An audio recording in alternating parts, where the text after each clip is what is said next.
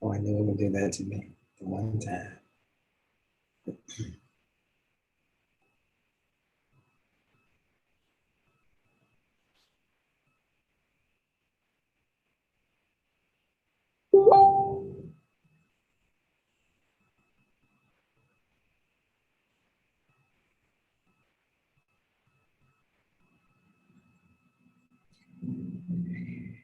I know it's only 8:21, but we've been having such challenge with our LinkedIn, with our Zoom platform that I wanted to make sure I could get on ahead of time. So I will play a countdown of music for you, but I've also had some challenges with Facebook relative to the music I play. So I know that there are some folks that are joining us already. And I'm going to just start to invite some folks. Dolores Fields is here. Corey Reed is here. So I will play a countdown of music. So I am just going to invite a few folks. We are live on a number of platforms.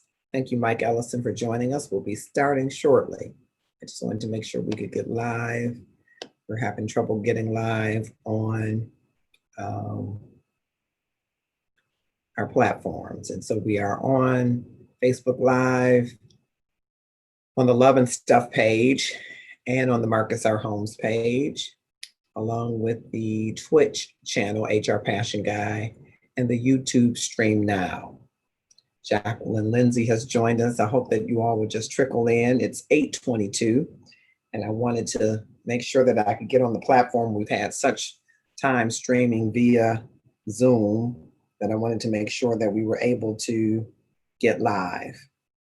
We have a backup platform, but that doesn't afford us always the opportunity to put our wonderful Love and Stuff sign up top for the purpose of the video. And so I know, I'm very appreciative that you've come. There are some, all right, on that platform joining us. Well, wonderful. Thank you so much. And I hope to be able to keep up with your comments as well. Do me a favor right now and click share. All right, click share right now and tag 5 of your closest Facebook friends and 5 of your more popular Facebook friends to join us in the discussion. I just wanted to see if it was going to let me see the comments. All right, maybe it won't let me see the comments. Okay, I'm just working my platform, seeing who's there, making sure we're all still good. We're online, making sure we're still good. All right, Carrie Doss has joined us. Thank you so much for joining us. I'm just trying to keep up with the comments that might be happening on multiple platforms. If I can get that out without too big a challenge. Hello, Dolores Fields. How are you? Thank you so much for being here. I am going to drop the link for participation in the comments very shortly. And so I would love it if you want to come on live and talk to us about the topic. You're welcome to do that. So I'm just gonna make sure that I am. Okay. Hi, Reba Franklin Muhammad. Thank you so much. I'm going to be dropping that link in the comments. I'm trying to moderate all of the comments as they come through, and I hope that I will be able to do that. I was just trying to see folks that are on the various pages, and I'm using Restream Live. Nicole Black has joined us. Restream Live. That way I can better monitor the comments there. Come right on in, and as you're coming in, I hope you will click share and tag some folks to join us. I just want to be able to moderate the comments. Just give me a little bit of a challenge there. All right. I am going to be talking about siding with the side chick. You tell me whether or not, hopefully I'm going to be able to moderate these comments. siding with the side chick. Marcella Winston Brewer is here. Thank you for coming through. I am thinking of you and praying for you still. So sorry for your loss. Eric was such a great guy. Such a great guy. We had our sparring moments as management and labor might do, but I'm excited that I had the privilege and pleasure to know him. Wendy Walker. Wow, I haven't seen Wendy Walker in a long time. She's one of our Love and Stuff day ones or day twos. So those of you that are joining, click share and tag some folks to join us in the discussion. We'll be getting started in the discussion very shortly. I just wanted to come on because we've been having such a challenge with our Zoom partners that I wanted to make sure that we could get on with no problem today. So I came on just a little bit earlier so that we can come through that connection. I hope that everybody can hear me. A little small dip in that, and the comments are not populating here, which it should be showing me all the comments from all platforms. And I am going to drop in the comments a quick link if it'll let me do it. All right, let's do it. So that you can, if you're interested,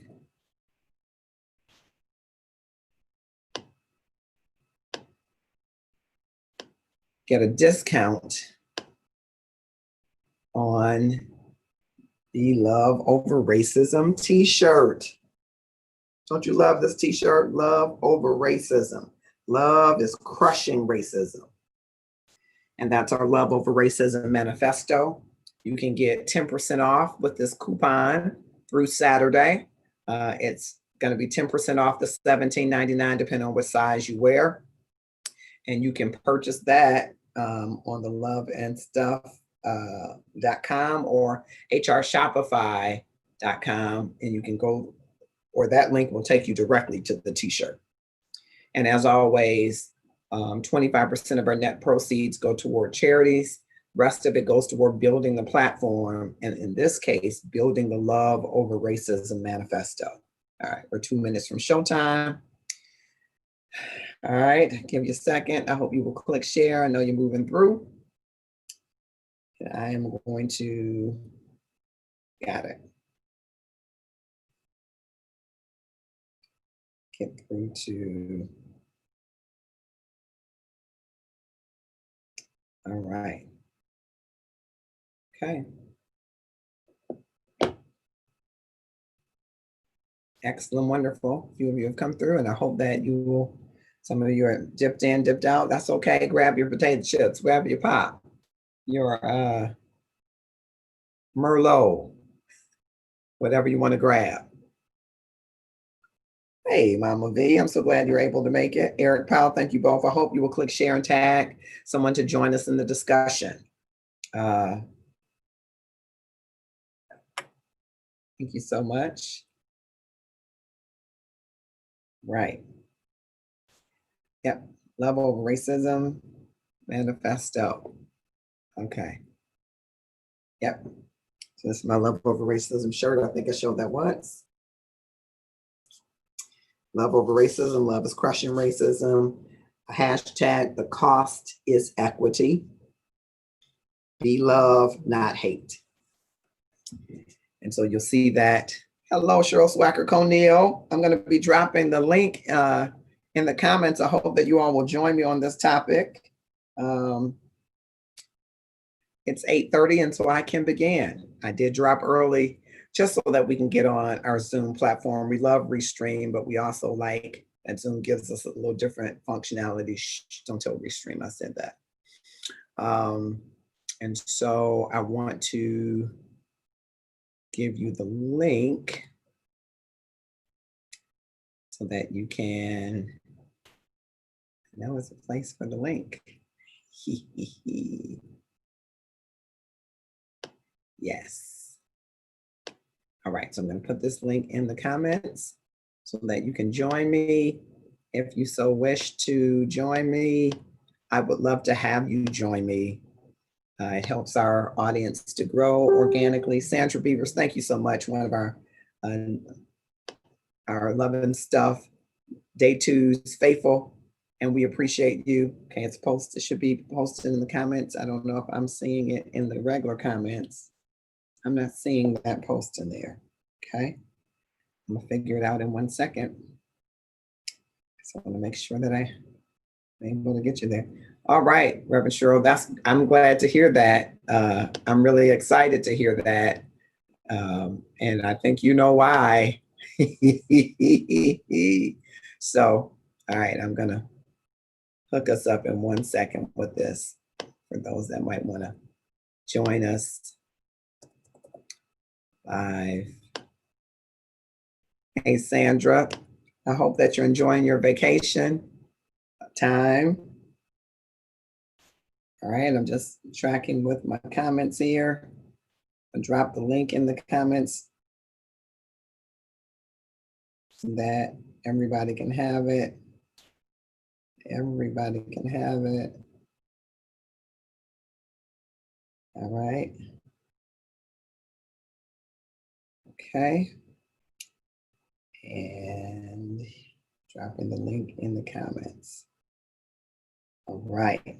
There you go. Okay. All right. All right. So there, I see the link. All right. I see the light. Okay. I'm trying to moderate the comments as well. I am excited to be here. Of course, today officially, I'm showing you the Love Over Racism t-shirt. That's going to help support our Love Over Racism manifesto. Love over crushing racism.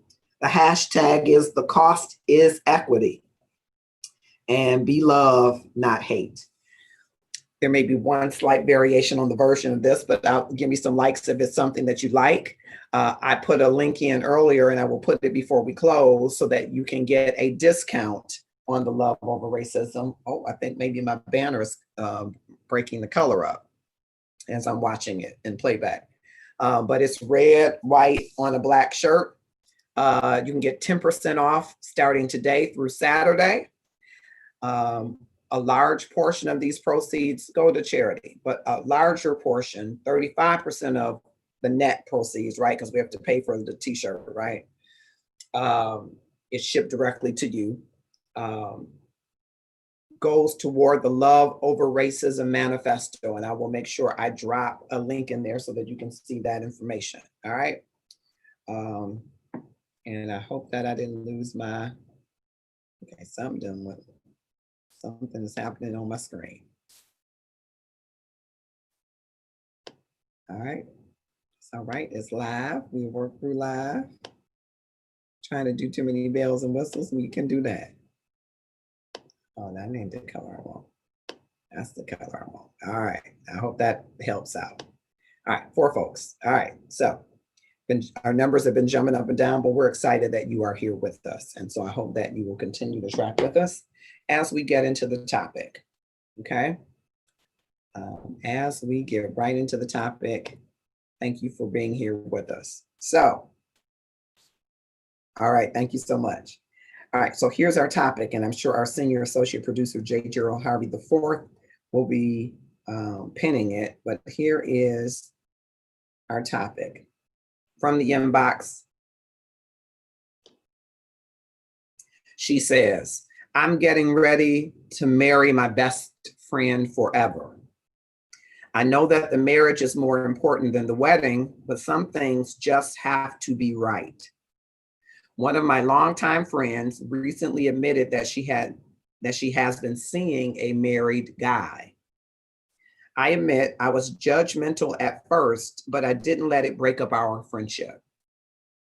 Now that I know who it is, who she's seeing, I'm feeling some kind of way about it. It's my husband's best friend and best man. Now, granted, I'm not friends with his wife, but I don't know about having them stand in my wedding. My husband seems okay with it, but we are about to make the most important vows of our lives, with a side chick situation standing at the altar, she says. What do you think? So I want to hear from you. Hello, Ann Lewis. Thanks for joining us. Rashida T, thanks for joining us. I hope you will click share and tag some folks to join us in the discussion. So from my inbox, she is getting ready to marry, as she characterizes it, my best friend forever. And she says, she knows that the marriage is what's most important, but some things just have to be right, she says, referring to her wedding. One of her longtime friends recently admitted that she has been seeing a married guy. I admit I was judgmental at first, but I didn't let it break up our friendship. Now that I know who it is, I'm feeling some kind of way about it. It's my husband's best friend and best man. Now, granted, I'm not friends with his wife, but I don't know about having them stand in my wedding. My husband seems okay with it, but we are about to make the most important vows of our lives with a side chick situation standing at the altar. What do you think? One of our Love and Stuff community members, Lynn Shaw, thank you so much for coming. Love you so much. Thank you for coming. So I want to hear from you. And the link to join us is there to join us live on Zoom. If you're interested in joining, come and talk to me about it. I'm very interested to know how many of you would not want this woman or the man standing in your wedding.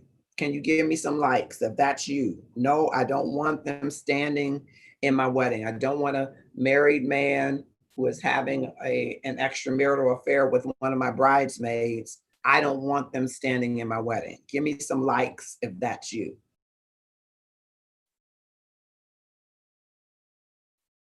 Or give me some mean faces if you like. That's their business. I don't care. I'm getting married. As long as my husband ain't doing the same thing, we good.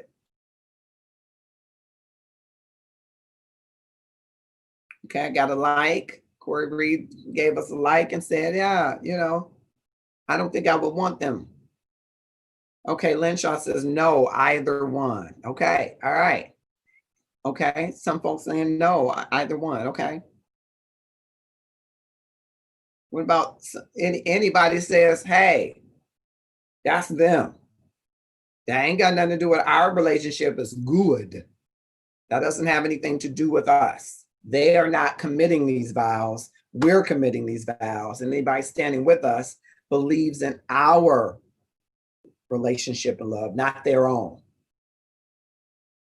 So that day is not the primary concern of who's Zooming who, as it were. If that's you, give me some likes. I want to hear from you. What do you say?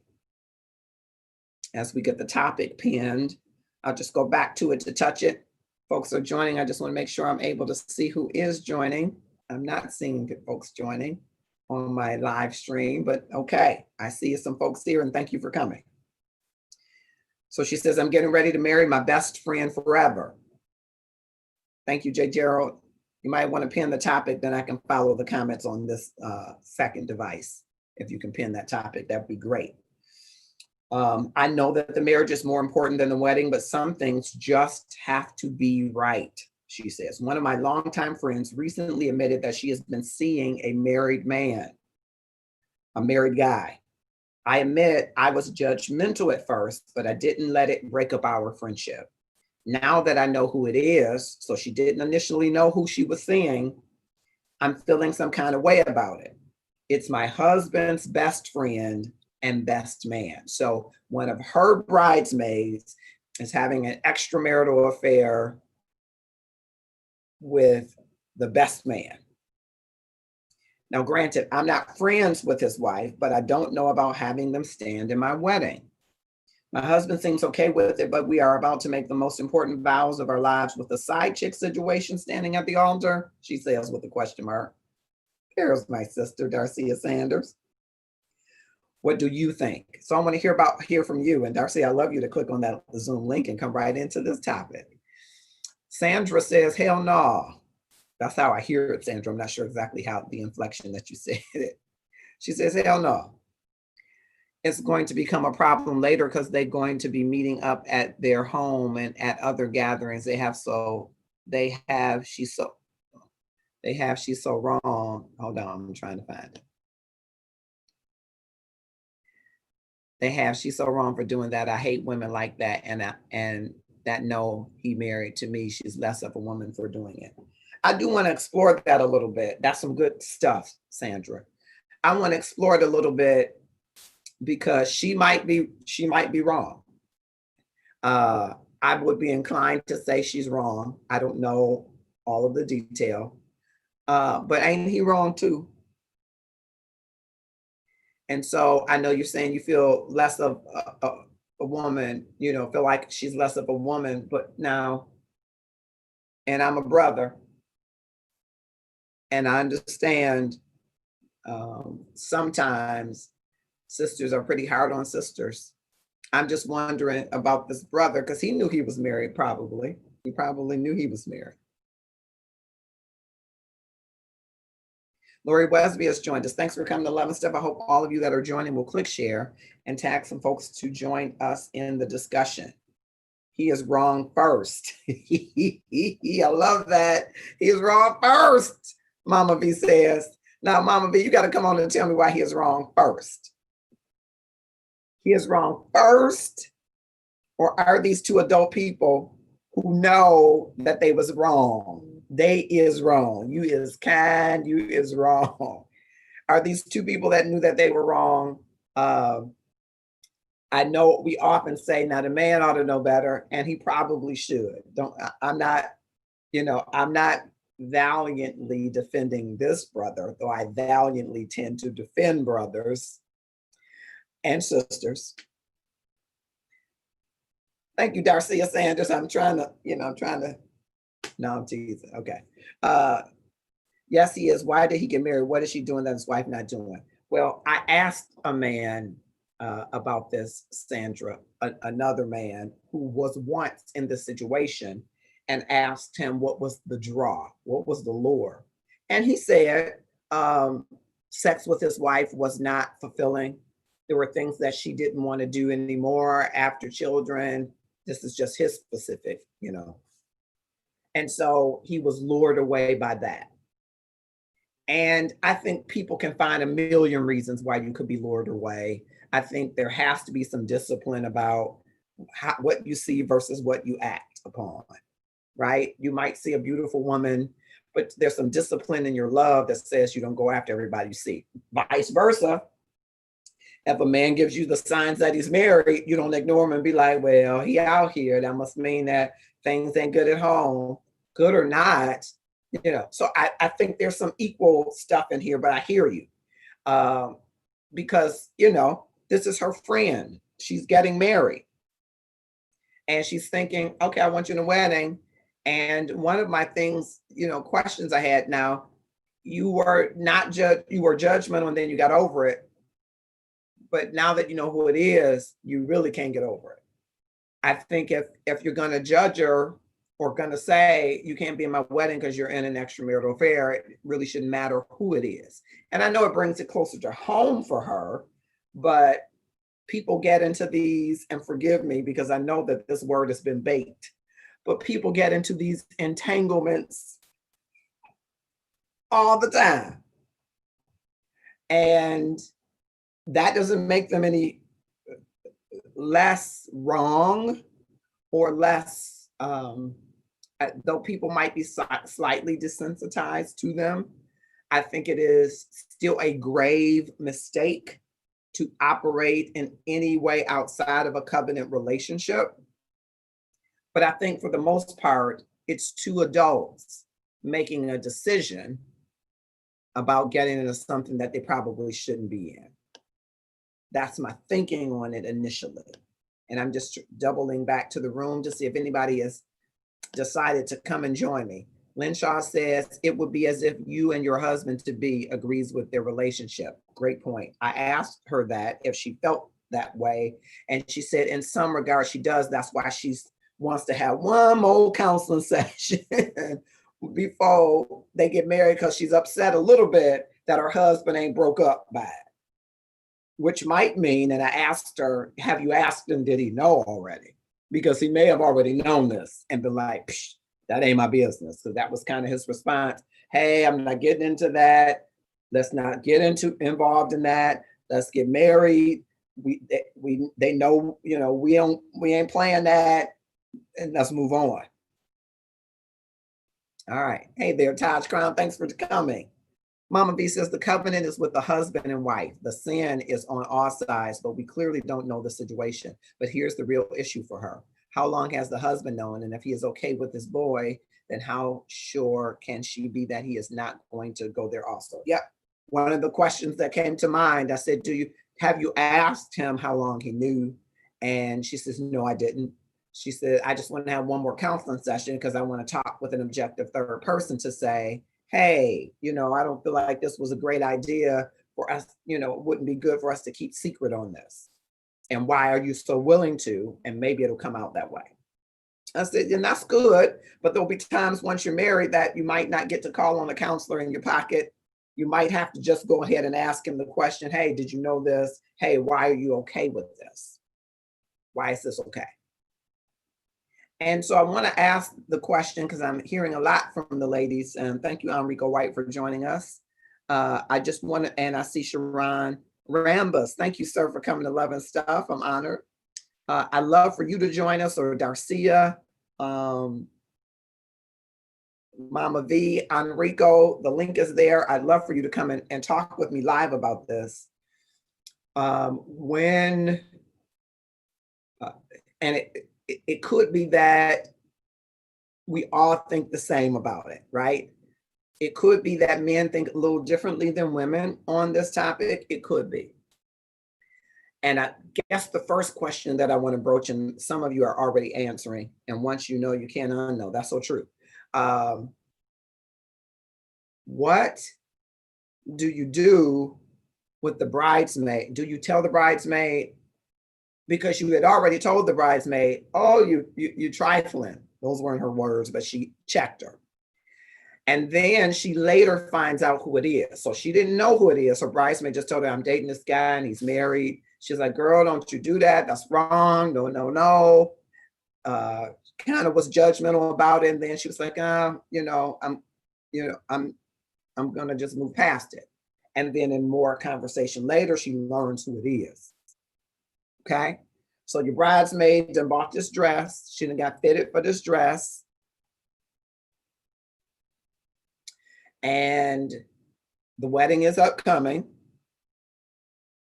What do you do? Do you tell your bridesmaid, let's try to get your money back because I don't want you in my wedding? What is that conversation like with the bridesmaid?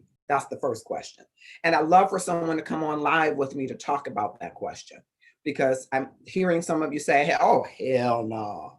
That's my inflection, maybe not yours. Maybe yours was like, hell no, hell no. But I heard it in my mind when I was reading it, and that could be the actor in me. I heard hell no, okay? And so I want to talk to some of the hell no folks. I want you to click on the link and come into the Zoom with me, because I'm interested in hearing, hell no, what's the conversation that you have with the bridesmaid who has been a longtime friend of yours, who has purchased a dress, is prepared to walk down the aisle, as it were, to stand up for you? What's that conversation like? Andrea Williams has joined us. Drama waiting to happen when that day is to be about them. All right, thank you for that. I love Mama V for you to click the link. Enrico White, if you're still here, to click the link. Darcia Sanders, if you're still here, to click the link. Sandra Beavers, you had some really strong comments. Please click the link. Sharon Rambus, if you're still here, please click the link, because on this phone, I can't tell who's still here.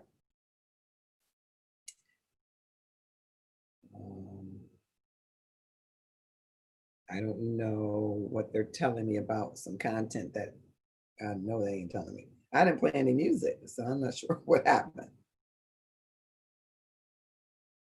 I got a notice about some content. I didn't play any music, so I don't know what that is.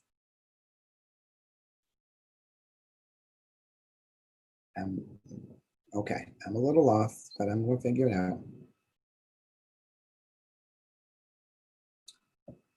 Aria Moody, come and join the conversation. All right, Sharon. Someone click on the link. I'm going to drop the link again. I hope I'm doing it right so you can see it. I'm on multiple platforms. So let's see. I did it. Show it. Tell me if it's showing the link. Show. Says it's showing. Not. I'm going to have to go back in here and show it. I love all this multiple platform stuff. Now, are they prepared for his wife to show up at the wedding? I see issues with the fact that they will be in the photos. And is it because you know that they are together? Is it your conscience? What's making you struggle? And again, I'm not judging your. I'm just curious. There's the link again that you can click on. Cut and paste it if you're on an Android device. I understand sometimes it doesn't show as a click and paste. Thank you, J. Gerald Harvey IV. It's also on the Love and Stuff page. Thank you so much. If you're having trouble clicking on the link, let me know and I will send it via inbox to you. All right, something happened to make when I lean in, I get lost into the Love and Stuff. I'm just consumed. That's what you're seeing, the consumed look of my face on Love and Stuff. Okay, so I want to hear from you, especially on this part of the topic. What's that conversation like? What's the conversation like?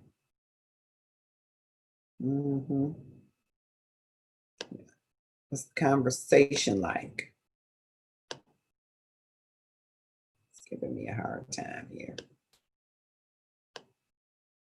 All right, let's try that again. What's the conversation like? Now, you know the wife going to be there, probably. But now, will it be drama if the wife doesn't know? What if the wife doesn't know?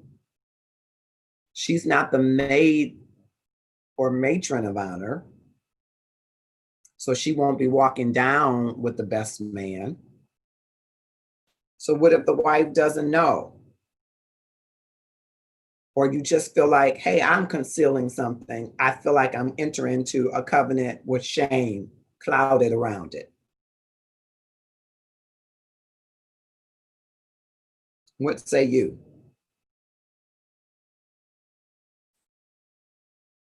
Okay, what do you say? I hope you will click on the link and come in and join me. We're talking straight from the inbox of a soon to be married woman whose longtime friend is having an extramarital affair with the best man. And she's wondering, should either of them be in the wedding? Her husband to be seems to be okay with it, which might signal some things for us to know. Devon Smith has joined us. Thank you so much. I hope you will click, share, and tag some folks to join in the discussion. Our wife will see her husband possibly too friendly with the bridesmaids. Could be. Or if he's smart enough, he won't go near her, right? He will act like, and he not. And unless she's one of those types, she's gonna play her role. Unfortunately, there is a role for the side chick kind of thing, as I understand it. So maybe she understands, public places, we just know each other in passing. I mean, it could be. So it could happen that it doesn't turn out to be drama. It could happen that it just turns out to be uncomfortable, or as if you're concealing a secret on the day that you are bearing your soul. And those two things will create this dichotomy, maybe. But I'd love you to come in and join us. Linda Darby has joined us. Thanks so much for coming to Love and Stuff. I hope you will click, share, and tag some folks to join us in the discussion. The topic is pinned, I believe, but we're talking from the inbox about a woman, a fiance, soon to be married, and her longtime friend is having an affair with the best man, which is her husband's best friend. And she's wondering, should I allow them to be in the wedding? Now, she knew ahead of time that her longtime friend was in an extramarital relationship, but she did not know who she was in the relationship with. Okay. Tyrone Pickens has joined us. Thank you, sir, for coming to Love and Stuff. We could use some more of the brothers' input. Sharon Rambis, you, Enrico White. I'd love for you all to join me live. Sandra Beaver says, but some women like being side pieces. There's a book out called A Hoe Needs to Know Her Place. I made copies and mailed it to women I know like this. Sandra Beavers, I love you. Chemistry is unmistakable, so they won't be undetected. Great topic. They may not be undetected. It just depends on what chemists are there. Because what I have learned at Mama V, and you may have been partly responsible for some of these early lessons, what I've learned is sometimes it takes a chemist to pick up on chemistry, and other times people organically feel what's going on, but they ignore it for whatever reasons. And I can attribute some of that to you. I'm thinking of some Wiggle Ring State things at Chapel Hill you may not even remember, but just some chemistries made you say, come here for a minute. Chemist might pick up chemistries better than some other folks. Jan Holmes Boyd, I took myself way back on that one. Tony Watkins has joined us. Thank you so much for coming to Love and Stuff. All of you wonderful people that are joining, I hope you will click share, tag 5 of your closest Facebook friends, 5 of your more popular Facebook friends to join the discussion, and tell them while I take this quick break that there's a new Love and Stuff t-shirt, Love Over Racism, that they can purchase. 10% off discount is in the comments. Okay, so we're talking from the inbox. There's a soon-to-be wife whose longtime friend is having an extramarital affair with the best man. And she's wondering, should either of them be in the wedding? So I'd asked earlier, what's that conversation like? Can somebody come on and talk to me? If you were the bride to be and you were going to tell one of your longtime friends who is a bridesmaid who has bought the dress and shoes and stockings or what, I argue with Autumn all the time about no stockings because I think, you're supposed to wear them. Don't ask me, I'm not a woman, but that's what my mama said. And so she's bought all the things she needs. What do you say to this woman? What do you say to this woman when you're telling her, I don't any longer want you in my wedding? And remember this caveat, that she came to you and told you that she was having an extramarital affair, but she did not tell you when she first told you that it was with the best man. You later learned as you got closer to the wedding that it was the best man. So what is the conversation like when you tell this woman, sorry, let's see if we can get the dress back to the store, and if they won't take it, then what? I mean, and is it more than just the dress? What's the conversation like? You have to be in tune with them to see the connection. You just have to tune in. That's what I was alluding to with Valencia. There is a tune in, right, Andrea? There's a discernment that has nothing to do with your connection to people. It is with your ability to recognize familiar spirits. That's a whole nother show, a whole nother thing. But you cannot be connected to people and pick up their chemistry. And I was taught that very early. And one of my early teachers of that is Mama V, about how to get in a room and feel the energy in the room and say, oh, they are together, or they've been together. Oh, they are apart, and not be connected to those people. But I hear your point. Does the wife know these people? She knows these people relatively. That was good. I'm not sure what part of that was good, but Devon, many of the things that the good things that I may have passed down to you, many of those good things come from Mama V. Some of those good things come from Mama V. And so, and we call her Mama V, but she really, she's a young Mama V. She was it was a very dear friend of my brother Stephen. As you know, I'm seeing my cousin Jan Holmes Boyd now. That evoked an emotion with the two of them in the room because they are connections to Stephen for me.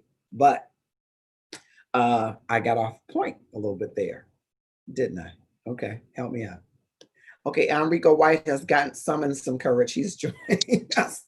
I need some other folks to come and join us too. Enrico, let me ask you this question, and thank you for joining us from North Carolina. Those of you that don't know, Enrico White is a realtor. So if you're looking to move to Charlotte, North Carolina, or that parts, contact him, or you're trying to buy properties, or you want to get into real estate, this is a great guy to know for that. Okay. Had to put that plug in. I'm not going to even take 10% of your commissions. Look. Thank you, my friend. Yeah. So let me ask you this. If you are about to get married and your fiance comes to you and says, hey, I got to tell you something. You know, my girl and your best man, your best friend, they got something going on. What would be your response? If you did not know, let's go with first, you don't know. This is news to you. You have no idea. That because at first I heard two different things. The first was the fact that she had something going on with a married man in the first place. Mm-hmm. You know, that's an issue within itself. Are you really being a friend not to even address that? Or did it become an issue because of who it was? My personal opinion, it's an issue either way. Yeah. And I think for her, because I did ask her that question, it was more an issue for her. It was an issue in the beginning, but she decided to put that aside. It became a bigger issue once she could see more palpably, right? She could determine, okay, I know who this person is. So that became a bigger issue that she now doesn't feel that she can put aside. But I want you to slightly pivot. Would you be saying that both of them could not be in the wedding? What would be your response? That is touchy and loaded. But my thing though is, if it's wrong, it's just wrong, regardless to who, whether I knew them or not. Mm-hmm. And I'm going to ask you again. So what would you do? I'm not sure you answered that. I did not answer that. Okay.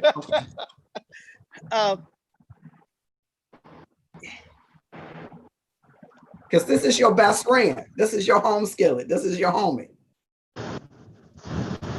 And everybody then purchased everything that they need to purchase for this wedding, whether that is important or not. You know, everybody is all ready to get into the stand up for you, as it were.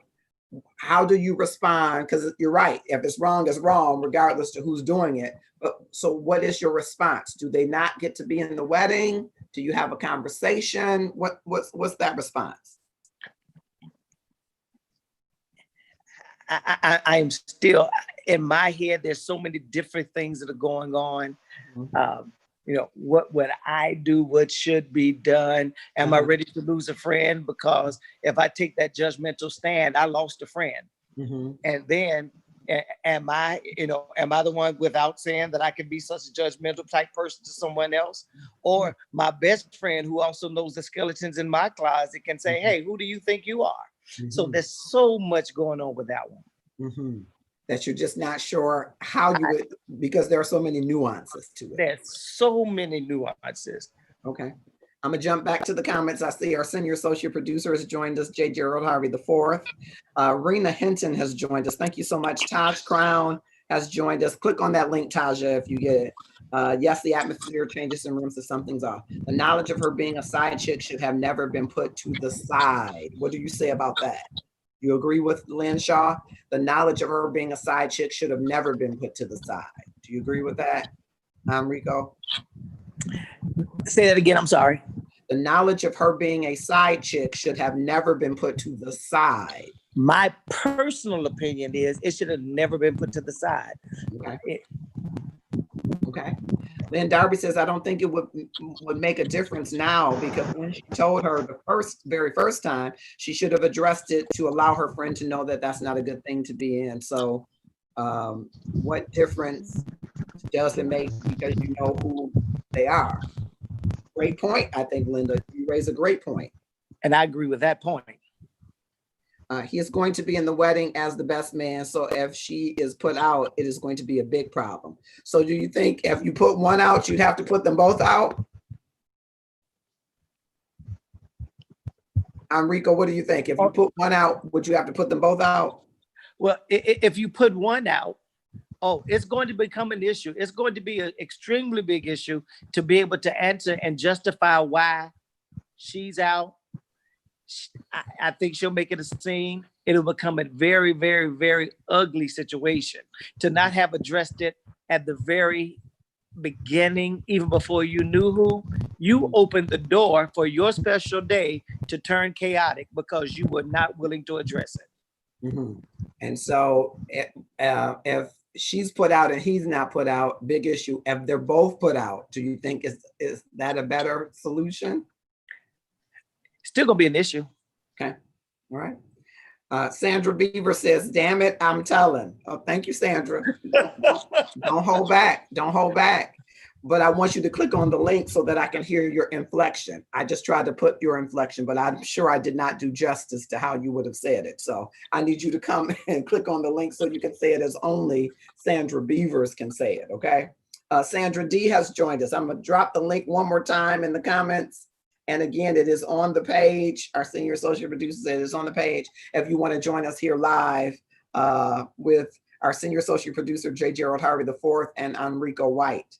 And so the conversation that you have with your best friend, the best man, is what? What's that conversation like, Enrico?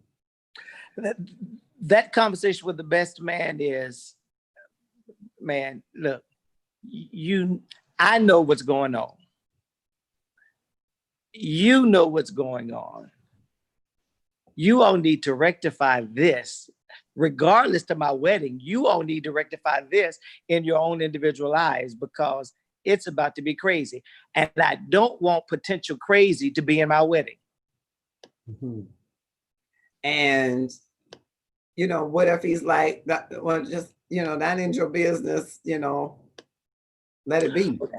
Okay. And then let Realtor Rico put on the Reverend Rico hat. Because you are, especially if this is a church wedding, the preacher is getting ready to say, we are standing here in the sight of God and in the presence of these witnesses to join together this man and this woman. I am being a witness for God in front of these people. And am I really being an effective, witness? I got some stuff. The bride who knows. And at this point, even the groom who now knows, we have started this thing off on the wrong foot. Mm-hmm. Mm-hmm. Now let me add this, and then J. Gerald, I want you to chime in. What if you had known? Would you have addressed it if you had known? If you had known that this was going on, he told you somehow, you found out, would you have addressed it before now?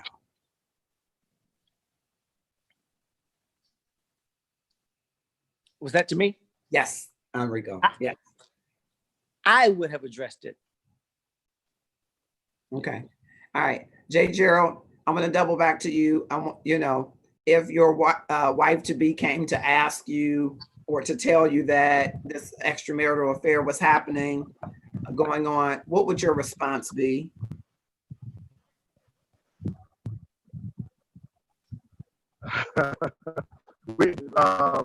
I would have to first make sure that this was true. And we're going to have some conversations. And when you say you have to make sure that this was true, is it because you don't believe that your wife would have had the truth, or it'd be hard for you to believe that your best friend would be involved in an entanglement? I'm going to use that word. No, it would not be because I would not believe her. It would be more so because I would have to hear it from both of them. And then we need to get to the bottom of it. And I'm just curious, now, why do you have to hear it from the both of them if your wife brought it to you? if she brought it to me, then I'm going to speak to, let's say I speak to my best man. I'm going to talk to one of them or the other or both of them. Well, I guess I'm But I'm just going trying to to make verify sure. Okay. that the information is true. And that's what I'm trying to get at, though. I'm trying to figure out what's the verify part. Just ask them. I Okay. heard this. Tell me about this. What's Okay. going on with this? Okay. Okay. Because I always want to give people a chance, an opportunity to tell me what it is from their perspective. So And then if it's not we- really, it's not a verification then. No, it's just their side of the story. not necessarily this. I need to know from them. Tell me about it. What's going on? I'm not going to accuse them, but I'm going to ask them, this is what I'm hearing. So tell me about this. And then when he tells me one way or another, and then, I'll say, well, that's not what I'm hearing. If he tells me the wrong thing, or this is what, so that's what I'm hearing, what you going to do about it? Mhm. Then so when I saw this, my first question was, how long before the wedding is to take place? Yeah, Because the wedding's have coming up time? soon. The wedding's coming up soon, but I'm still, so everybody's purchased everything that they're going to purchase. So are we talking like in a month, 2 months, or a year? It's coming up sooner than a year. Can tell me why it would make a difference the month or 2 months? Only because I want to see how much time I have to either fix this or determine how we're going to fix it. And when you say Because fix the, go ahead. If it's coming up tomorrow, then that means we got to hurry up and do some stuff. We got to hurry up and we got to make a decision real quick. Mhm. And how we come to that decision, me and the wife, me and them, and whoever else is involved, then we need to hurry up and come to that decision. And for you, what factors into the decision is the amount of time left to the wedding. Am I following? Yeah, because if it's something that I'm going to have to hurry up and just make me and my wife have to make an executive decision on, we just have to make an executive decision on. If it's time for them to rectify whatever needs to be rectified and with their spouses and everything, then that's a different story. Yeah, I'm wondering Because I'm wondering when you say rectify, what do you mean when you say rectify? how long has this been going on? Is it still going on?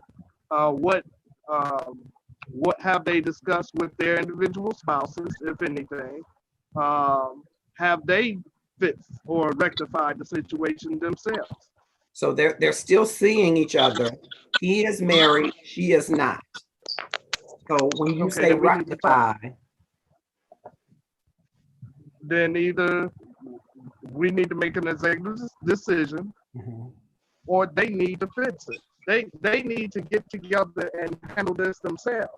And when you say handle this, that's what I'm trying to get at. What do you mean handle it? They need to stop seeing each other. If they stop Right. seeing each other and the wedding is a month later, does it matter? So if the wedding is like a month later, it might not be enough time for me and my wife still might have to make an executive decision and say, you know what, y'all can't be in the wedding because we don't want anything to happen. And we're not going to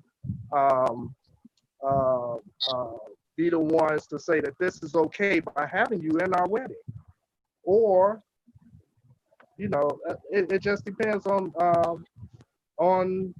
how much time, how long, and what that decision would be between me and her. Understood. I was just trying to get the variable factors. I think I understand a little bit better how you factor in the amount of time. What's the conversation like specifically with your best friend who you have relationship with? What's that conversation like? That conversation is, dude, what you doing? we going straight to it. Because if you my best friend and if you my best friend, because the way that I am, and if you're in my wedding and I've asked you to be my best man, when I ask you to be my best man, I ask you to stand in the place of what I think is what a husband or a man should be. Because best man goes deeper than just that's your best friend. When it comes to your wedding and you're standing in front of God, the people that you ask to be in your wedding are there because you see something in them that flows with how you want your marriage to be. And you never want to taint your marriage just based on friendships. But you want to make sure that the people that's in your wedding are there because they represent the kind of marriages and the kind of marriage that you want yours to be. And when you say the kind I of think marriage, that's where we get it. when you I say think kind of that's what marriages, there could be single people there could be single people in your wedding that don't have that basis for marriage, right? So that's why the people that you choose to be in your wedding, whether they're single or whether they're married, whether they're divorced, these are the people that you want that represent you. And I think that's where we get it all. That's one of the confusing parts, and one of the places where we get it wrong, is because when the people that you have in your wedding aren't there just because. These are your cloud of witnesses. These are the people that are standing with you.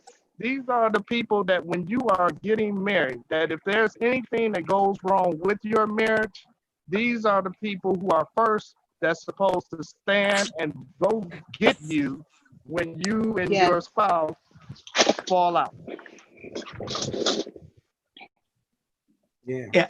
It is also the blending of both of your worlds. So while she may be the best friend of the bride and the best man may be the best friend of the groom, you're bringing these two worlds together. And at some point, this thing is going to be known. And it is absolutely going to get chaotic. Did you know? How long did you know? Why didn't I know? All of this. So do I want that in my wedding? No. Okay. And am I willing to lose a friend over it? Well, yeah. I mean, yeah. Okay. My principles are that strong that, hey, am I really being a friend to both sides there if I don't address that and say, look, I can't tell you grown folks what to do and what not to do, but I can tell you that I don't want it in my life. And not only that, I'll be looking at, even to the point in conjunction with that, is that I'm trying to save his marriage. Mm-hmm. Mm-hmm. Well, and even if he didn't want to save his marriage, I'm not going to be a corporate to what's going on. Right. Yeah. So the conversation with him is what you're doing, and sounds like you're becoming a little more definitive, Enrico. Sounds like you got to say, I'm sorry, you can't be in the wedding. Look, dog, I don't want that. Look, it is not my place to expose anything. It is not my place to get into your business. I'm telling you, you're wrong. Mm-hmm. But I also don't want that in my wedding. Love you, you still my boy, but if you can't take me as a friend, being that truthful with you, I'm sorry, but I'm friend enough to be that honest with you. All right. Before I go to Taj, Andrea saying in the comment exactly, Enrico, I believe that that is a dynamic of the friendship where the side chick wrongs have been overlooked by the bride in the past. She just is now addressing it because it is now touching her situation. There's no win here. A better question is, what does the side chick know about her situation that she doesn't want to come out? Okay, interesting angle. Sandra Beaver says, hell. That's why Sandra Beavers, I want you to come say hell yourself. Hell, she can't be my friend no more after I get married. It's time for a change once you get married. Okay, good point. Lynn says, I think Jay Gerald is wanting to know if it's a lie from the side chick. I guess if his wife is, well, that's a whole nother show that I want to pull out of that nuance. So if the man denies that he is involved with the side chick, then what? Great question. If he denied that he was with the side chick, then what? Then I confront him with what I got. And I tell him this is what I know. And at that point, all I'm trying to get out of him is I just need to know if he's going to tell me the truth or not. And if he denies it, then I'm sorry, then what? What do you do? No, he can't. He can't be in my wedding. Oh, if he denies it, then you assume that he's guilty. Is that what you're saying? If I got good information, he can't be in my wedding. I'm sorry. And now he's testing the friendship. So, well, yeah, I guess he's testing the friendship the way that you all are describing the stand up in your relationship. He's testing the friendship anyway, right? But I guess I'm trying to find out if he does not admit to it, then what's I'm missing the point then, and you're coming to him with the information. If he does not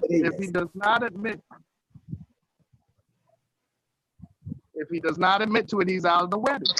Flat out. Because you already know that it's the truth. You just want to see if he's going to admit to it. That's all I want to know is what is, because it's more than the wedding. It's the friendship. It's the I have asked you to be my best man. There's a whole lot more to this than just about you being the best man in my wedding. It's more to it. It's our friendship. And if you're my best friend, Marcus, you know I am. If you are my best friend, then and you go there and you tell me a lie, you out the wedding. But I guess I'm saying, aren't the wedding anyway? If he tells you the truth, is he still in the wedding? No, you might be out the wedding. You might be out the wedding, but it's based on one, like I was saying before, the time. If there's time and he's already discussed this with his wife, that's my issue. Is how much information have you shared with your wife? His wife does not know. His wife does not know. Okay, so if she don't, okay, all right. So if she don't know and all that kind of stuff, he's out the wedding. Without regard to whether he fesses up or not. Regardless to whether he fesses up or not, there's not enough time. He's out the wedding. Okay, all right. And she's out the wedding. And she's out the wedding. Okay, all right. Okay. And Taj, I want to bring you in here. If your best friend comes to you and says that she's in an extramarital affair and you decide to say, okay, I'm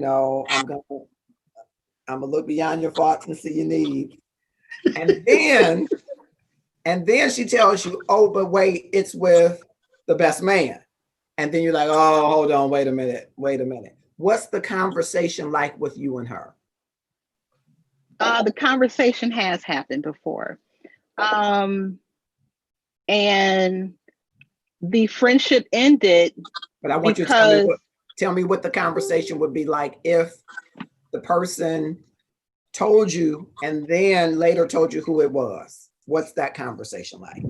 The conversation is, I would bring it up to her. First of all, I wouldn't wait till the wedding.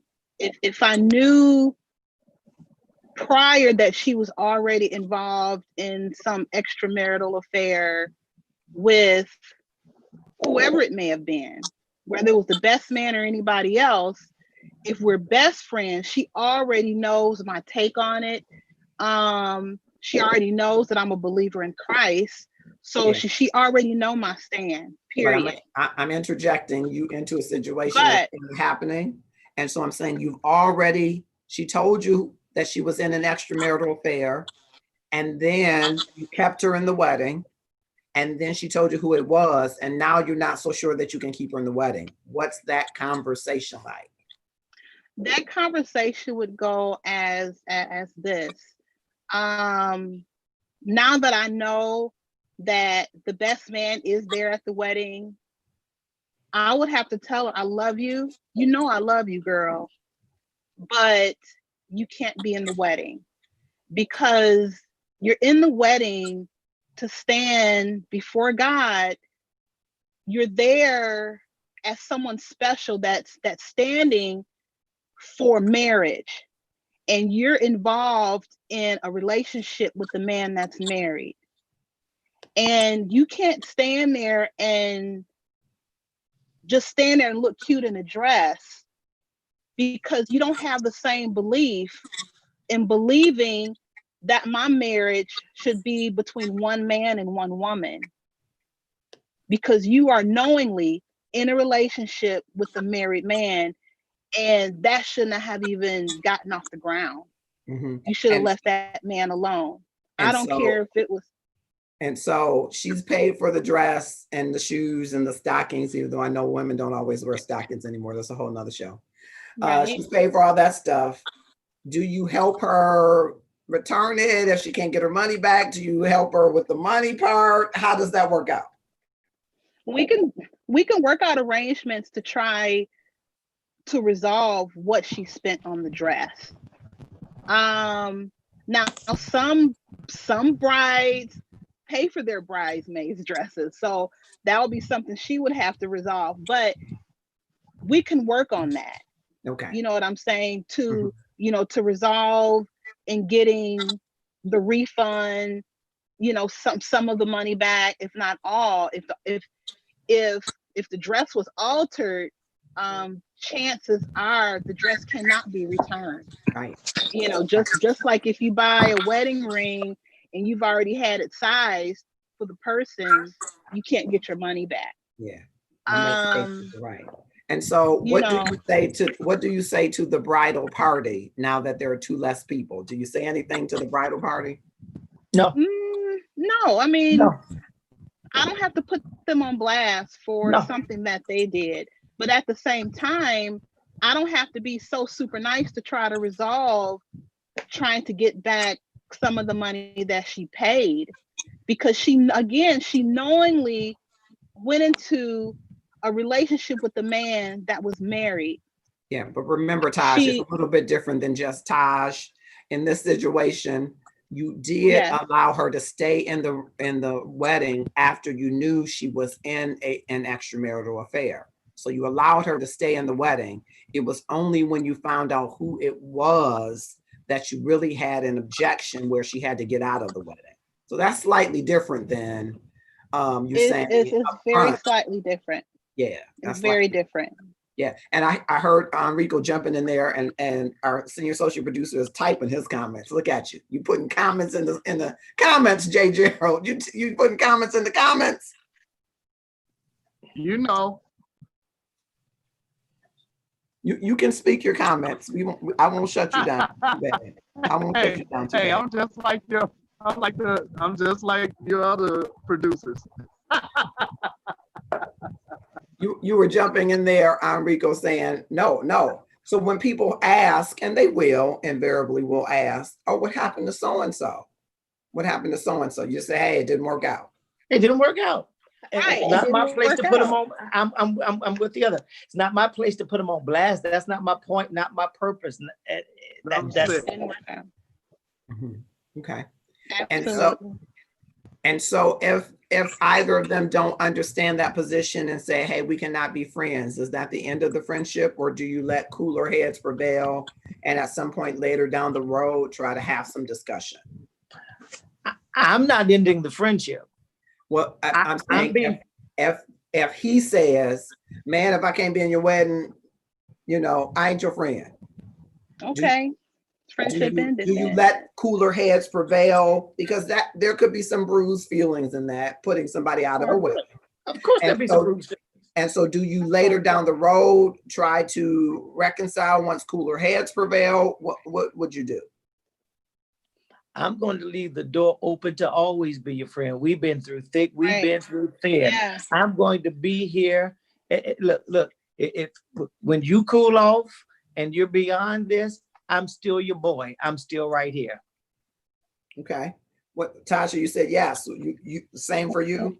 Yeah, same for me, because people do change. You know, sometimes after they get upset about it, some time going, they sit back and say, yeah, that was wrong. You know, so I wouldn't close the door totally on friendship. I'm going to be your friend, but at the same time, maybe you need some time to look at your actions.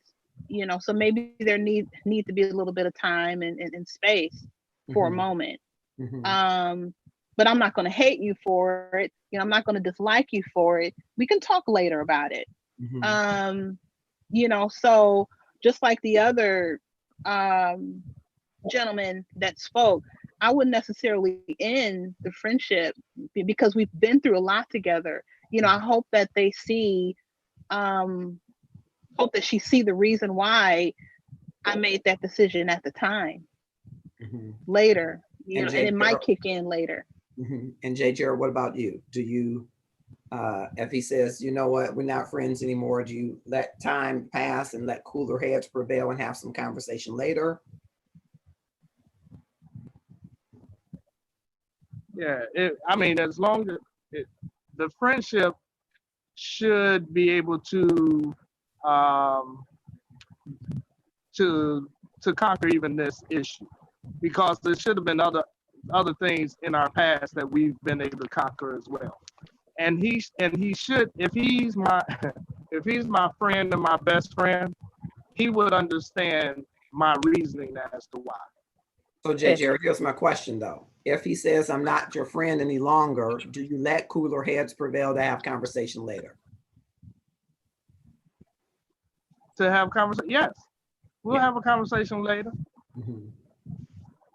Yeah, because that's what I was after. If they no longer want to be your friends, would you then say, I understand that, but you will come back later after? Because in that moment when you're telling somebody you're no longer going to be able to be in the wedding, for, you know, if that's your decision, that might create some angst. Everybody agree that might create some angst, and where somebody's feelings are hurt, they may not want to be involved. Depending on the amount of time leading up to the wedding, do you think that there is an opportunity for some discussion to encourage them to not be together? Absolutely. Would that be something that you would try to do to have them? Absolutely. Okay.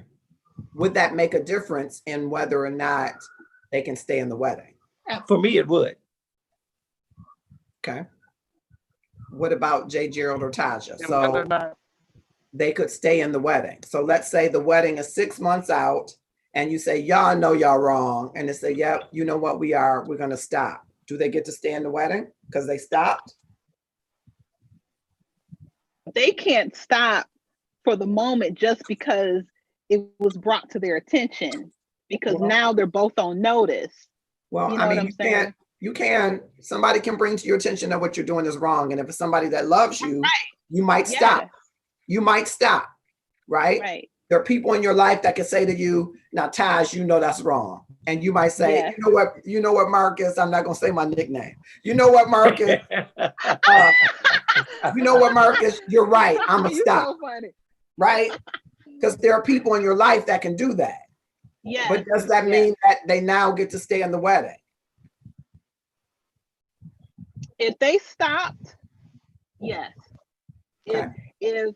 If they'll put the brakes on it, okay, you know, because this man is already in a covenant marriage with someone. And one of the things that I would share with my friend is, if you seek marriage at some point, going by it this way is not going to bring that gift to you. Okay. You know, so yes, I would. Okay. Before I ask Jay Gerald, I want to go to some of the comments.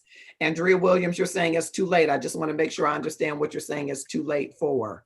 Michael Flanoil says, too messy. Leroy at Hurd has joined us. Lena Brown, thank you both for coming. Let's see. I would pay for it in full, Lynn Shaw says, and end that friendship. Okay, interesting. Vixen Rogers and Denise Stepney have joined. Thank you both for coming to Love and Stuff. This is the comment I wanted to broach with you all before I go back to Jay Gerald. Michael Flanoil says that sin is between them and their God, in my opinion. I don't think it's worth altering my wedding party at the last minute. What do you say to that? I invited sin into my wedding. Mm-hmm. Well, Yes. I hear Yeah. you. You can hear the other part of that argument, though. Well, you didn't invite sin into your wedding. You invited people who were sinful into your wedding. And maybe not the same thing. Maybe not the same thing. I hear it, Mm-hmm. but you're bringing it into your wedding. Gotcha. Right. Jay Gerald, I want to ask you, if they decide to stop before the wedding, can they stay in the wedding? Jay Gerald? They'll be out until maybe I ask them back in. But I'm not guaranteeing that they're coming back in just because they stop. I think it's ironic because we do the same thing with God. God, I'll stop if you get me out of this. And I'm not one to just because you said that you stop, that don't mean that you stop. Well, wait now. I don't want you to play God and then not be God. Right. God lets you. God keeps giving you a chance, so you can't do that now, Jay Gerald. Well, with that, when you no, say what I'm that, saying is, I'm not condemning them because of it. But what I'm saying is this: people will tell you that they're going to stop, but I can't, because it goes deeper than the wedding. I'm going to ask you out of the wedding. I hear you, and I just wondered, whether or not, because you brought in, we do that to God, and I had to go behind that because when we do that to God, He takes us back. I'm here because He took me back again. So I'm wondering, when you say we do that to God, well, if God does that to us and takes us back, why wouldn't we then have some grace for other people? In your example. I'm just piggybacking on what you said. We do that to God. Well, God knows. I say I ain't gonna say damn on TV no more. And God knows whether or not I'm gonna say it. And God is prepared to give me another chance. So that's when you said, we do God that way. But that's listen to what I'm saying. Okay. What I'm saying, it has nothing to do with the condemnation of it or the non-reconciliation of them. Okay. What I'm saying is that people frivolously will throw up in your face that what they're not going to do anymore because that's what they do just to get their way. It's like a kid. Daddy, I won't do it no more. But just because they say it don't mean they won't do it no more. I'm gonna jump in there. I'm gonna jump in there for this one. This is slightly different, I think, and maybe it isn't. These are people that you know and love. At least this is your friend, right? So would you give your friend the benefit of the doubt if he says he's gonna stop or has stopped versus just somebody, some kid or somebody else? Would you give your friend the benefit of the doubt? It depends on what that I won't do it anymore is. I'm not going to allow you to, just because you tell me at this point, let me ask you that. Are you saying that here they are standing before me and he says, look, I want to stay in your wedding and I won't do it no more? Is that what you're asking? That isn't what I asked. If you confront them and they say, yep, we did it, and you say, you're wrong, and they say, yep, we're wrong, we're gonna stop. Do they get to stay in your wedding? I don't see as far as them staying in my wedding at that point. Okay. I've just made you earlier you asked, you said I knew what was going on, this and other, and would they be out the wedding? My answer was yes. My answer is still yes. They would be out the wedding based on me knowing what went on. I got you. And so changed mind or behavior will not change your mind. Is that a fair statement? Not at this point. Not at this point. I got you. I got you. I got you. Can I add something? When two people stand before God, the wedding covenant ceremony is such a serious and a very important ceremony. And if you have two people that you knowingly know they've been involved in an extramarital affair, that's something that you can allow, because spirits are transferable. And if this person say that they're a best friend, then they should have known before they jumped into that situation that it was wrong. And now this person, the best friend, is finding out who the person is as it got closer to the wedding. So by listening to the dialogue, the girlfriend already knew prior to even knowing who this person was. Mm-hmm. And if they hadn't stopped then, they were still going at it full steam then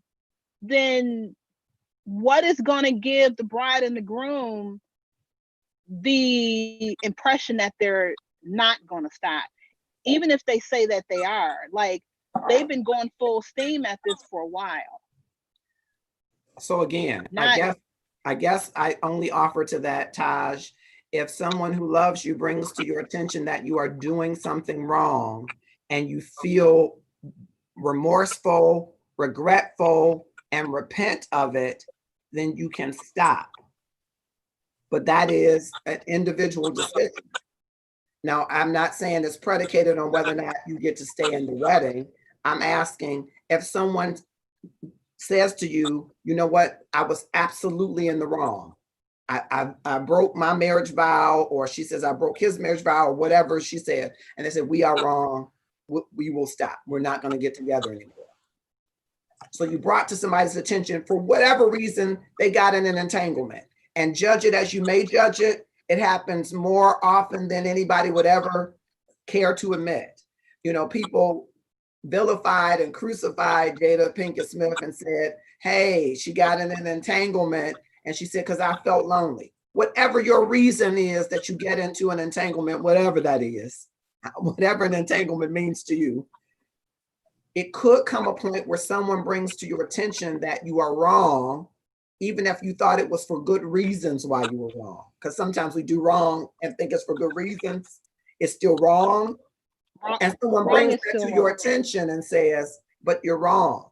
And especially if it's someone who loves you brings it to your attention, you might have a change of heart. And so my question was whether or not having that change of heart, whether it changes your response to that. And for some of you it does, and for some of you it doesn't. I want to ask this question. If I can throw this in there.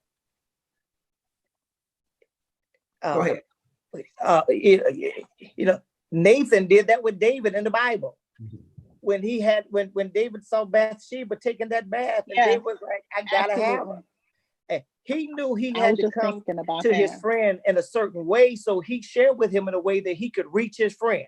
He told him a story that he knew would get his friend's attention, and then got him all riled up and said, you are that one. And it was at that point that David said, oh my God, I am that one. Mm-hmm. And it was at that point he says, create me a clean heart, renew a right spirit under you, restoring to me the joy of my salvation. It wasn't Nathan's point then to become the truth police, to see if David was telling the truth. That's between David and God. But Nathan did his part to confront his friend. Mm-hmm. Okay. Also with David, David committed the wrong. Now, one wonderful thing about David, if he committed that wrong once, he never went back to that particular wrong. It may have been another wrong mm-hmm. that he may have committed. Mm-hmm. So we got to look at that too, because I was thinking about Nabal and David as well. Yeah, But again, I'm not going to become the truth police to be the Right. detective as to whether or not they're still doing what they're doing. Great points. I want to pivot slightly. Let me jump back to the comments though. Linda Phillips has joined us. Kim Wilson has joined us. Thank you so much, both of you. I hope you will click, share, and tag some folks to join us in the discussion. Pam Bass has joined us. Thank you so much. Valencia says, does contrition change the game? And she has Psalm 51, so very timely. Lynn, thank you so much. We're praying for Lynn. She is in our Love and Stuff community, and she is going through yet another round of chemo, and we love you and praying for you. And we know that God is bringing you health and wellness. So we're praying for her very much. What if they stop, but your best friend, the best man, is insistent that he does not tell his wife? That's between him, That's God, and between his them. wife. Yeah, that has nothing to do with my wedding. Okay. All right. What about you, J. Gerald? Same thing. Same thing. Unless I've been counseling them prior, same thing. Same thing as these other two, or same thing as you've been saying? Clarify. Same thing as I would not tell her. That's between them. Okay.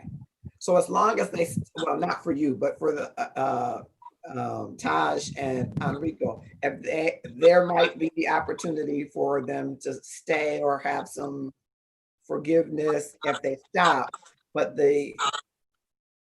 his spouse is not a part of it at all. Is that a fair statement? Well, the thing is, for the man that's married now, he may say, "Oh, okay, I'll stop." Okay, but he may stop it with her. That don't mean that it won't start up with somebody else.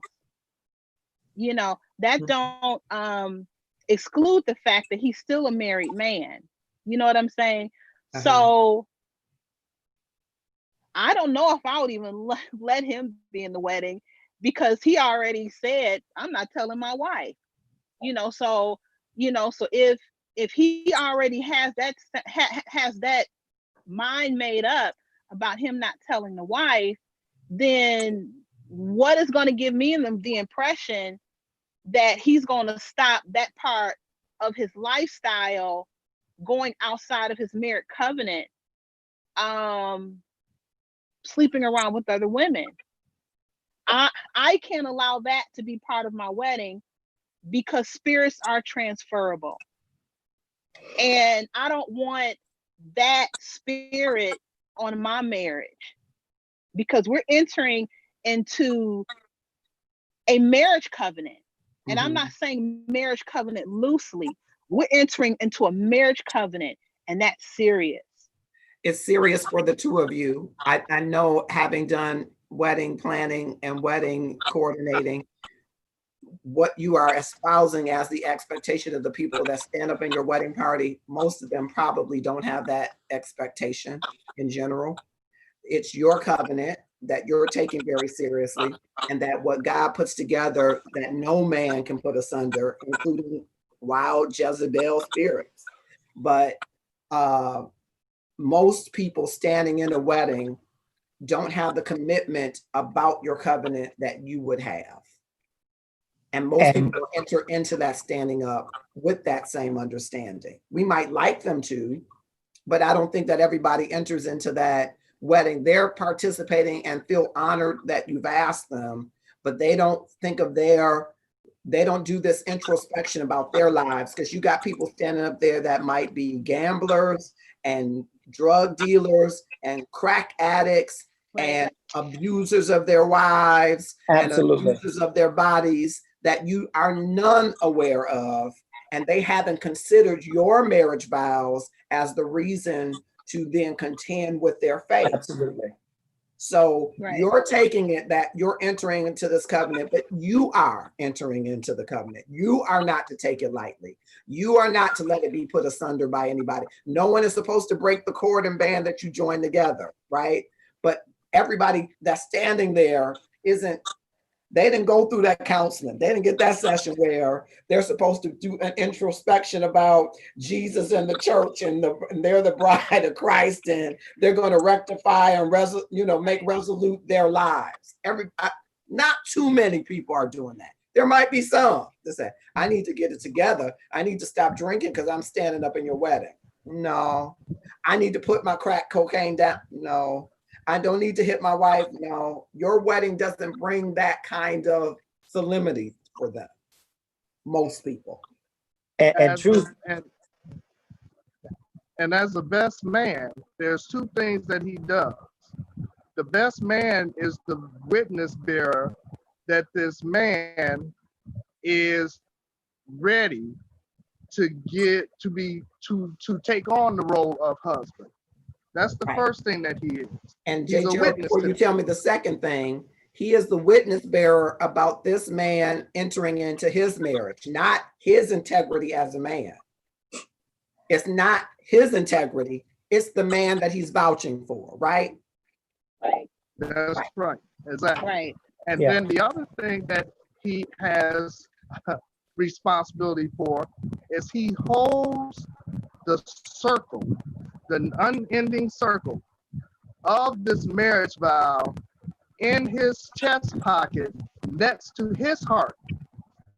And that gives him also the additional responsibility of saying that this man is ready to enter into this covenant with this woman. Yeah, and the readiness is not him. It's the object of the readiness is the groom to be. Even though, the ring bearer was normally the ring bearer, but we stopped letting the ring bearer be the ring bearer because we didn't want him to lose the ring. So the best man holds the ring, but neither one of them are the object of the commitment. That's the groom, right? So even if holding the ring, it doesn't ascribe to him any value about wholeness. It ascribes to the person who's going to wear it. Yes. Yeah. Okay. I also think I am accountable for what I do know. I am not accountable for what I hypothesize. I'm accountable if I know that affair is going on, I address that affair, and they say, "Hey, I'm done. You're absolutely correct." I can't get into the hypotheticals of, well, if you did, I can't get into that. I'm accountable for what I do know. I'm not accountable for what I think could happen. Yeah. I might take accountability, just who I am, but I probably would let them be in the wedding if my best man was willing to tell his wife about the affair. Wow. That's just me.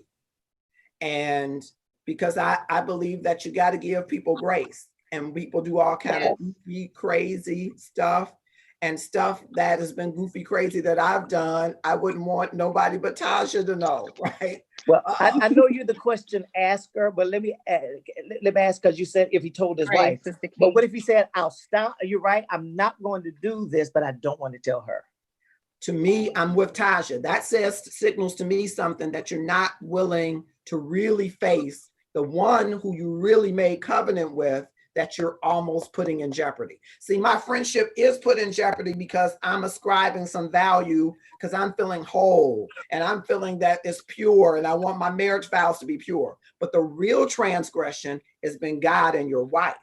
And if you're not willing to address that, then I'm not sure that you're fully ready to repent.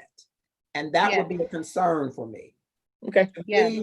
I don't need to be present. I just need on an honor system, because you my boy. If you tell me you're going to do something, I'm going to believe that you're going to do it. Go have a conversation. I do agree with that. Wife and make it right with your wife.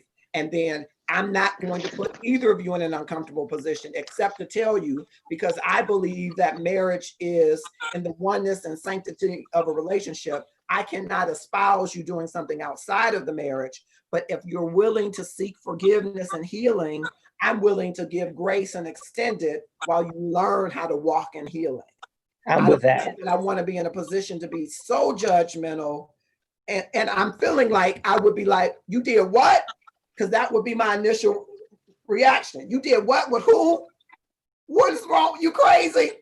Right. But then thinking about it, I know that people can get together in situations in 5 seconds without really having their guard up and being thought about what they are doing.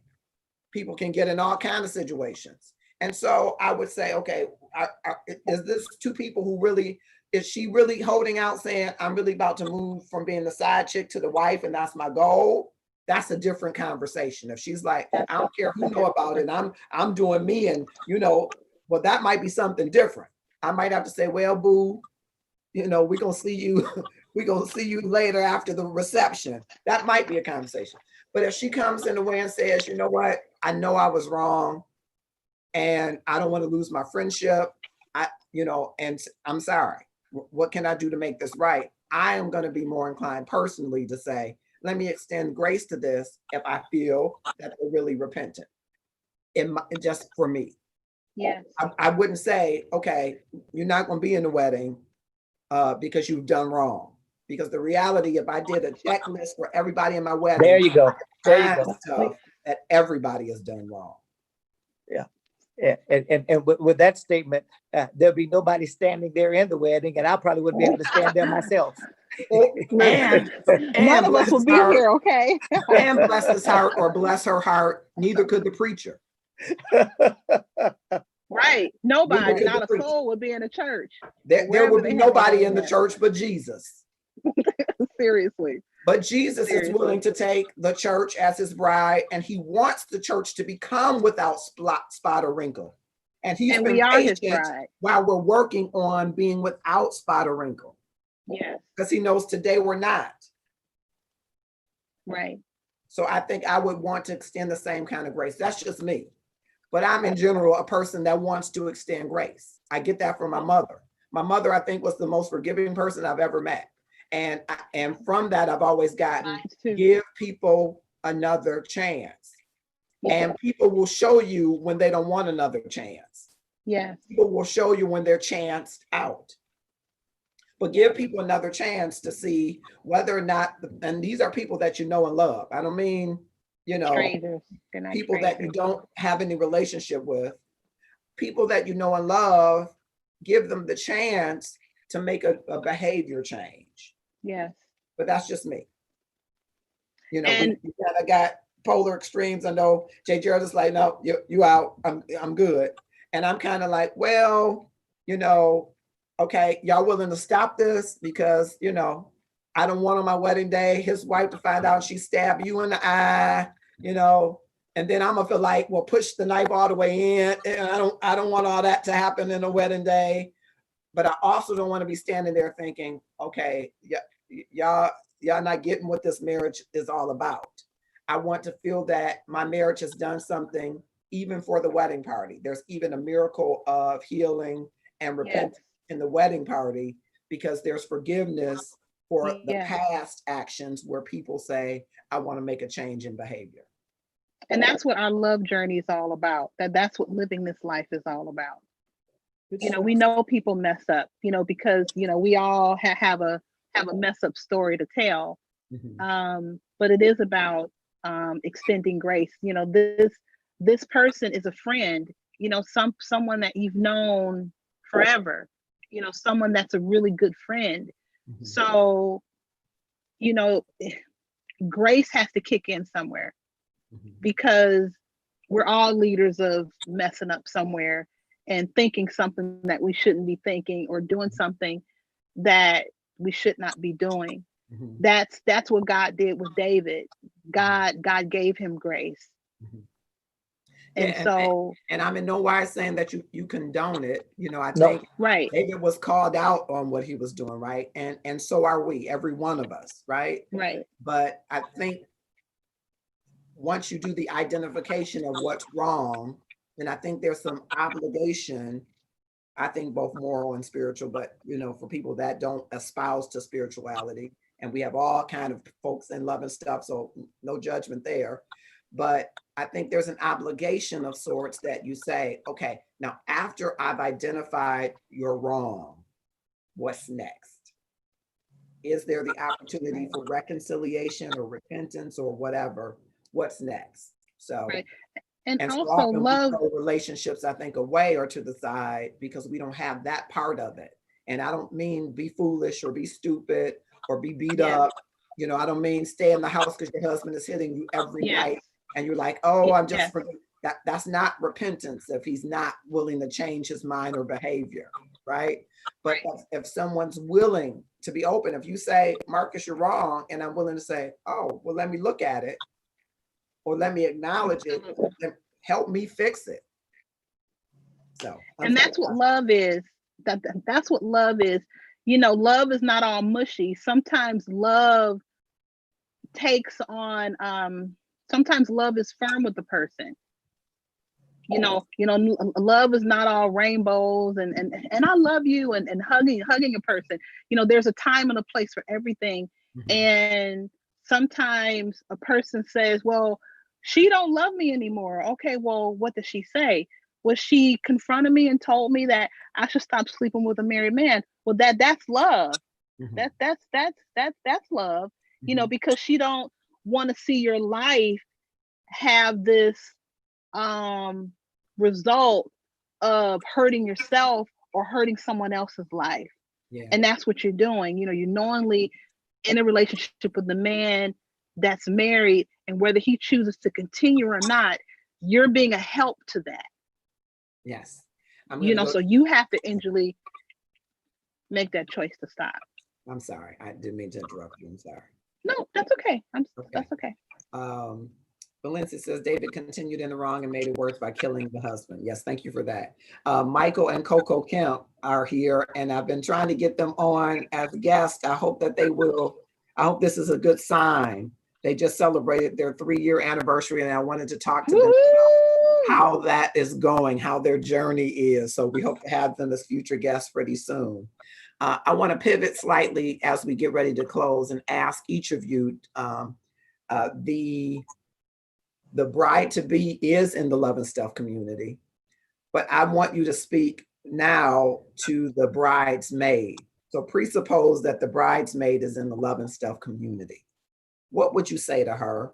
And this is the bridesmaid who was in an entanglement. I'm gonna use that word. What would you say to her as a word of advice or word of wisdom? What would you say to her? J. Gerald, what would you say to her? You would start with me. I doubt if I would have anything to say to her. It depends on how, do we have a existing relationship now? Have we, do I know her?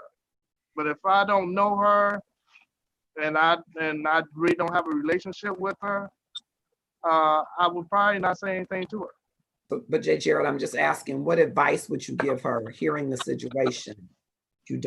Let's say you don't know her, but you have a chance right now to speak to her. Let's say she's going to watch this video or maybe watching now. What advice might you give to her? I would tell her to think twice about what she's doing, as well as what is, I guess the main thing would be to try to find out about her, because if I don't know nothing about her, my question would be, why don't I know anything about her if she's about to be in my wedding too? Let me ask you differently. Take yourself out of it. You're no longer the groom. I'm just asking J. Gerald, what advice or wisdom would you give someone who's in the situation of the bridesmaid? That I would tell her that these situations that she has herself in, 9 times out of 10, do not end good for the side chick. Okay, all right. And Taj, what would you say to this woman that is the bridesmaid? If she hears you, if she watches this video, what advice would you have for her? I would say, prepare yourself God's way. If being in a relationship is your desire, don't go the way of getting in the middle of a marriage covenant, because you want a wonderful man, but you're going about it the wrong way. And the best way to change and to get that right is to prepare yourself God's way when it comes to desiring a mate for your life. Never get involved in a marriage covenant, because you wouldn't want anyone doing that to you. If you were the wife and you found out that your husband was having this extramarital affair with any woman, how would you feel if it was happening to you? And if you keep getting in relationships with married men, the same thing is going to happen to you. You know, you have to start the relationship right. You have to be right. And if you're not doing right, then what you're doing now is just going to be the same thing, and it's just going to continue. You're not going to come across a gift of a man that believes in the wholeness and the oneness of a marriage, because you don't believe in the wholeness and the oneness of a marriage. Okay. And before I go to Enrico, Valencia says, Mama V says, God wants the best for you, and no one who belongs to another is his choice. I think that's great stuff. All right, Enrico. That's right. Yes, that is great stuff. I would share or say or ask that woman, that lady, what do you really think about yourself? How do you feel about yourself? Do you feel like you're someone's gift, or are you someone's trash?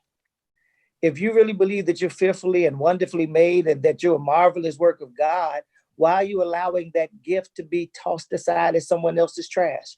You're not treating yourself as a gift. Therefore, why would you expect someone else to treat you as a gift? You're a side piece. You're a side chick. You'll never be the main thing. And if you think yourself side, you will always be side, regardless to, and it may not be that particular man, but you'll find another just like him. And it has nothing to do with the man. It's all about what you think about yourself. Yeah. Can I add just two cents? I would also share with her, you're a queen. You have to learn a queen's mindset if you desire a king. A king, a true king, will not step outside of his marriage and dishonor his marriage or his queen. And if you desire a king, you have to become a queen, and you have to learn the way of a queen in order for a king to come along and say, oh, she's a gift, she's a prize. Yeah. And of course, I would say, I would tell her there is grace for you. Oh, yeah.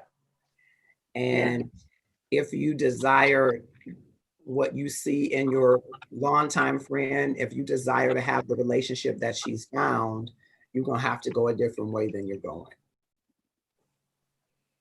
Yeah. All right.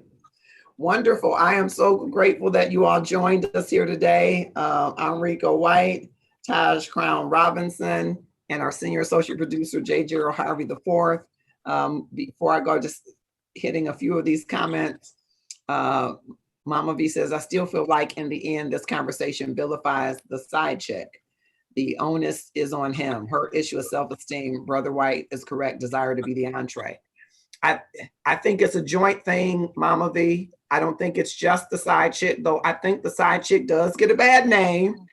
And even knowing that she gets a bad name, she keeps playing that side chick role, though. She keeps playing that role. Even though that it comes with a bad name. It never has the best name, but I think it's on both of them. And I think there is an esteem issue with a man who steps outside of his marriage as well. It just doesn't show up the same way as a woman who doesn't see herself as the prize. I think they both have issues. And I think it always takes two people. Quite often it's two people with unhealthy esteem, but it takes two people to get in an entanglement where they should have no business being in. I know that the ratio of men to women or women to men is disproportionate, but I don't think that should open the door for women to say, well, I'm going to have a piece of man if I can't have a whole man. I think the side chick role that people relegate themselves to has a bad name that they're worth holding on to. People hold on to the side chick. It used to be called the mistress. For those of you that are younger, we used to call it the mistress, but it's the side chick. And I think some people are very comfortable playing that role. And I agree with you, Mama V. It is an esteem issue, but I think they both have some challenge with esteem. That's just my take on it. Angie says side chicks always get a promotion in their minds. Yep. And that might be, you know, you get upgraded from the low grade restaurant to the medium grade restaurant. You're going from Coney Island to Bubba's, you know, and so you think, you know, I'm getting something better. Or you go from movies at midnight to movies at 8 o'clock, and you think I'm getting something better. It's always those small graduations that we hold on to, don't we? And think that people are doing better, but people are always showing us who they are. They're always showing us who they are. We just won't believe them the first time, right? Mama V says, Grace, this conversation is layered. It's not just behavior, it's a soul issue. I agree. I agree. There is a soul issue there. I agree. But I think there's a large behavioral part that manifests itself. And I think we feed it quite often. I think we feed it. But you're right, there are layers to it. Absolutely. All right, thank you all so much. I dropped in the comments earlier our Love Over Racism t-shirt. I know you want one. You want one. And if you buy one, you can get a 10% off discount. The coupon code is in the comments. I'll drop it there again. So that you can make that purchase to help us. 35% of that goes toward the Love Over Racism Manifesto. If you've been following over the last few weeks and months, you've seen Rico White, among others, who we've been having conversations with on different platforms, LinkedIn, some conversations on Love and Stuff, just around this second pandemic, I call it, of racism. Matter of fact, we had a show here with Darren Williams that was on, that was fantastic. We had Joe Smith that was on that same show as well. And so we want to do more than just talk about it. We want to do more than just have a roundtable about it, but all of the actions that we want to take are going to require resources. So this is one of the ways that you can help to contribute to those resources, so that we do three things in particular: educate, because there are people that are ignorant, and ignorant isn't a bad word. It's a word that can evolve once you get education, once you get knowledge. You can disarm ignorance with education. And there are people in our country who believe that we are still 3/5 of a person. And that I won't all say is vitriolic hatred. Some of that is ignorance.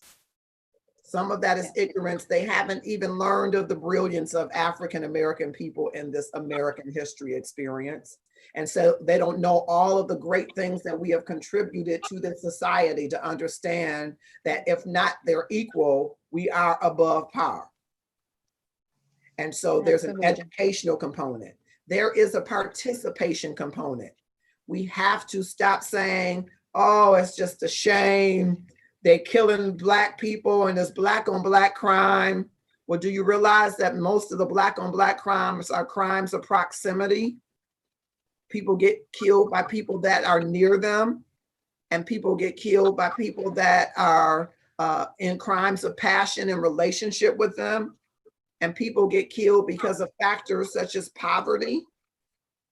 And those are things that you and I can do something about if we participate in the programs that are already happening in and around our communities.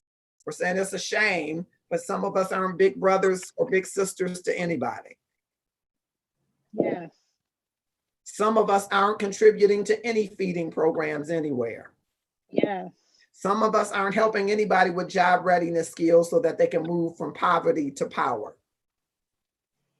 So you can't complain about one if you're not willing to participate in the other. You can't complain about that crooked politician if you aren't registered to vote. My mind.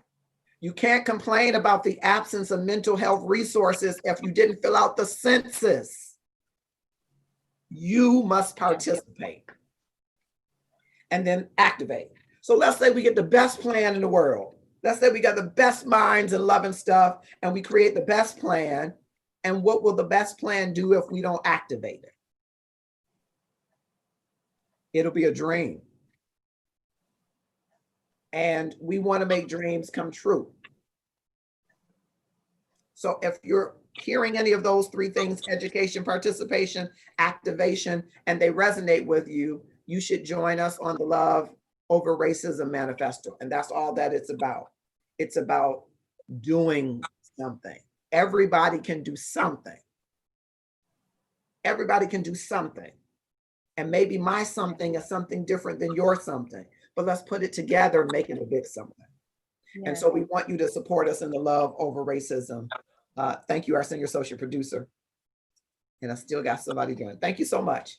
And so I appreciate all of you for being here. I hope you will share the content widely. We're looking forward to the Kemps joining us. Hopefully they will be on with us next week, celebrating 3 years, and we want to talk to them about their love journey. We've been celebrating, if you're following our Love and Stuff page, we've been celebrating couples, the Jones 24 years, and some couples more and less. We want to celebrate all couples that are married, but we want to get you on and talk to you about, okay, what's the secret ingredient? What's making your marriage work? Because we have people getting ready for the dating game and they want to find love. So we want to pair them with some of the couples to get some of your rich advice that might be helpful to them. I'm Marcus Holmes. This is Love and Stuff. It's been a great night. Thank you so much. Have a great, great night.